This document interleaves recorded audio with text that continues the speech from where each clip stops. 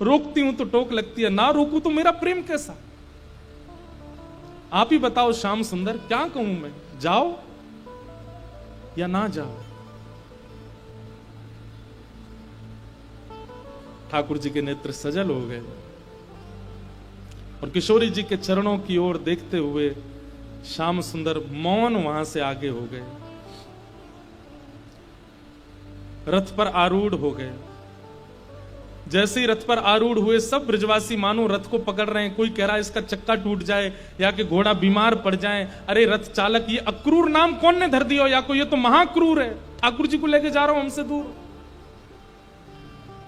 ब्रजवासियों की इस अवस्था को देखकर के श्री अक्रूर जी महाराज सोचने लगे, ये सामान्य बात नहीं है, ये सामान्य स्थिति नहीं है।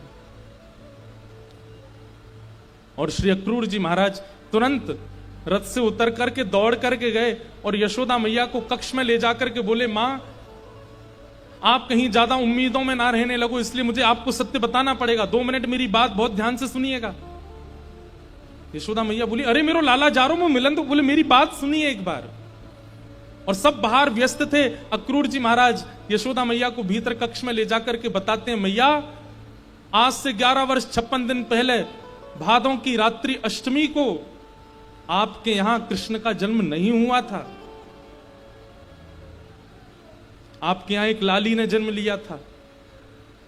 ये श्री कृष्ण आपके पुत्र नहीं है, ये श्री कृष्ण देवकी के पुत्र हैं, ये वसुदेव के पुत्र हैं। कंस ने अष्टम गर्भ को नष्ट करने का संकल्प लिया था, इसलिए कंस से अपने बालक की सुरक्षा करने के लिए वसुदेव जी अर्धरात्रि में पता नहीं कैसे कारागृह खुल गए, दरबान सो गए, वो उस बालक को लेकर के गोकुल आए और आपके बगल में नवजात बालिका की जगह इनको सुला करके उस बालिका को ले जाकर के कंस को दिया है।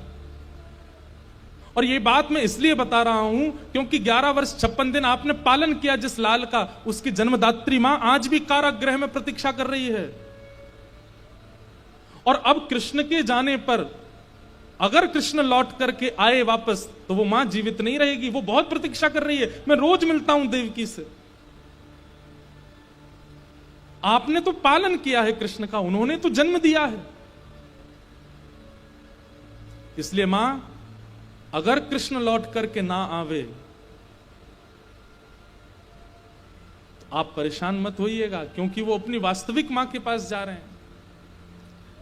ये शब्द सुनकर के यशोदा मैया विश्वास नहीं कर पा रही हैं, वो बोल नहीं पा रही हैं, उनके पास शब्द नहीं है, वो पलक नहीं झपक रही हैं, उनका पूरा शरीर ठंडा हो गया है, वो विचार ही नहीं कर पा रही हैं ये अक्रूर क्या कह रहा है।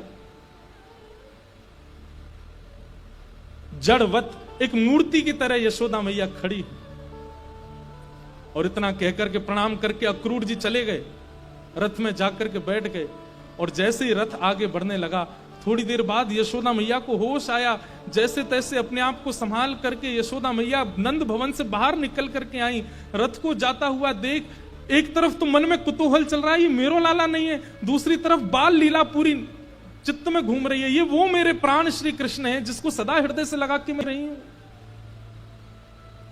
चिल्लाती हुई जा रही है यशोदा मैया, अरे लाला रुक जा, अरे कन्हैया रुक जा, अरे लाला नेक रुक जा। यशोदा मैया का स्वर सुनकर के ठाकुर जी स्वयं को रोक नहीं पाए, चलते हुए रथ से कूद पड़े और दौड़ करके जाके यशोदा मैया के अंक में भर गए।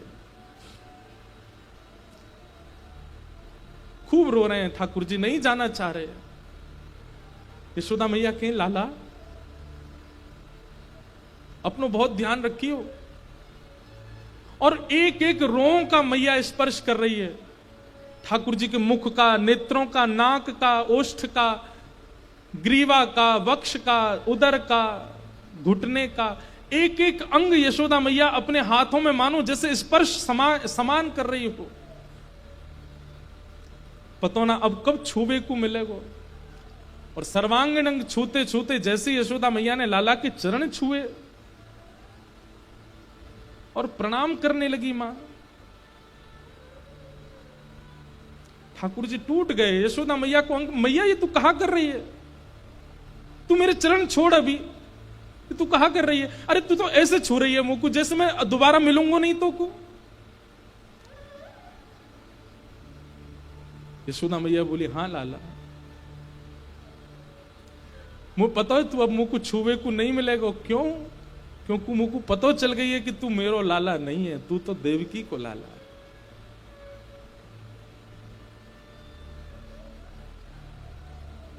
भादों की अष्टमी की रात्रि को कहा भयो, मुझको अक्रूर जी ने सब बताए दिए लाला। और मुझको ये भी पता चली कि तोए पतो है ये बात कि तू देवकी को लाला, लेकिन तेने भी बड़ो अच्छा नाटक कियो मेरो पुत्र बन के रहवे को। तो को तो पहले ही पता चल गई कि तू देवकी को पुत्र है। और मुझको ये भी पता चली कि तोए आज भी पता है कि तू देवकी के पास जाके वापस नहीं आएगा, लेकिन फिर भी कैसा नाटक करके जा रहा हो कि मैं परसों आ जाऊंगा। तेरा दोष ना है लाला। शायद हम ब्रजवासीन के प्रेम में ही कोई कसर रह गई होगी, जो शायद हमें ये सब अनुभव करना पड़ो। लेकिन तू चिंता मत करे, तू रुकियो मत, बिल्कुल तू जा मैया के पास, अपनी वास्तविक मां के पास जा। पर लाला एक वचन दे के जा।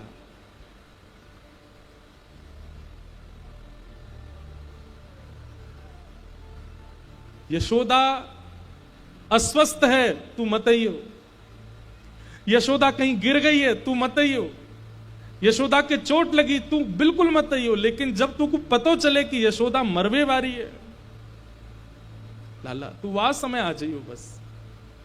और मैं अपने प्राणन से प्रार्थना करूंगी कि तब तक नहीं निकले जब तक मेरो लाला मेरे सामने नहीं आ जाए।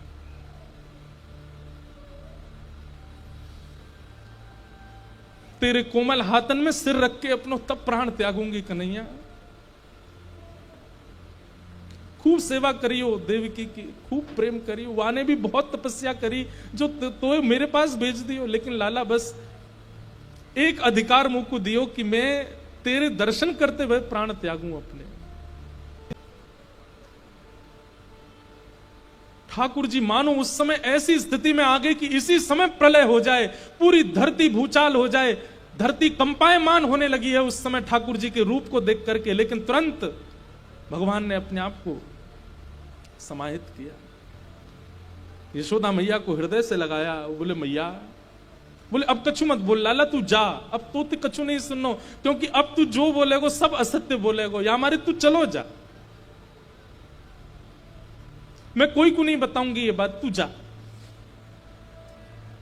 और यशोदा मैया उस अवस्था में आ गई कि ठाकुर जी सब ग्वाल बालों और गोपियों के मध्य यशोदा मैया को विराजमान करके दौड़ करके गए, रथ में जाकर के बैठ गए और कहा, सारथी इतनी द्रुत गति से रथ को चलाओ कि हमें मथुरा पहुंचने में ज्यादा समय ना लगे, क्योंकि जितना समय ये ब्रज की सीमा पार करने में लगाएगा रथ, मैं उतना व्याकुल रहूंगा।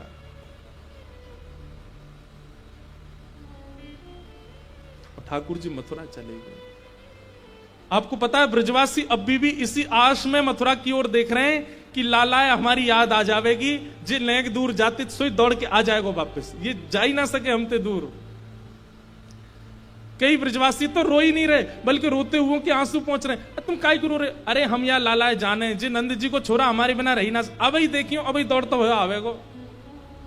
और इसी आशा में खड़े खड़े खड़े ब्रजवासियों को रात हो गई, अंधकार जैसा होने लगा। एक टक बिना कुछ बोले टकटकी लगाए उस मार्ग में देख रहे हैं जिसमें रथ गया है कि कन्हैया आ जाएगा। ठाकुर जी नहीं आए। और जब अर्धरात्रि का समय हो गया, ठाकुर जी जब नहीं आए, आंसू सूख गए ब्रजवासियों के। और तब सब ग्वाल बालों की मैयाएं ले ले करके जा रही हैं। बोले मैया आ रहो होगो, कन्हैया आ रहो। बोले ना आवेगो तू चल। और सब ब्रजवासी चले गए।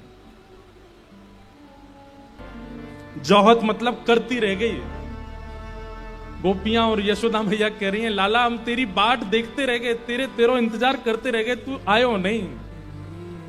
झूठी प्रीत करी मनमोहन या कपटी के साथ, हमने कपटी ते प्रेम कर लियो, झूठ बोल बोल के चलो गए हम।